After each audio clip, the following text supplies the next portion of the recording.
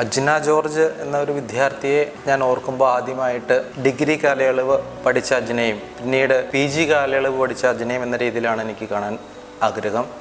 പിന്നീട് അതിന് ശേഷം ഞങ്ങളുടെ എല്ലാം ഒപ്പം ഈ കൊമേഴ്സ് ഡിപ്പാർട്ട്മെൻറ്റിൽ ഒരു അധ്യാപികയായിട്ട് ജോലി ചെയ്ത അജ്ന എന്ന നിലയിലും മറ്റൊരു അധ്യായം കൂടിയുണ്ട്. അതിനൊക്കെ ഉപരിയായിട്ട് അജ്ന ജീവിതത്തോട് കാണിച്ച ഒരു ആവേശവും ആത്മസംതൃപ്തിയിലൂന്നിയ ജീവിത മാതൃകയും ഒക്കെ തീർച്ചയായിട്ടും അജ്നയുടെ മറ്റൊരു ജീവിതത്തിൻ്റെ ഏട് മാത്രമാണ്.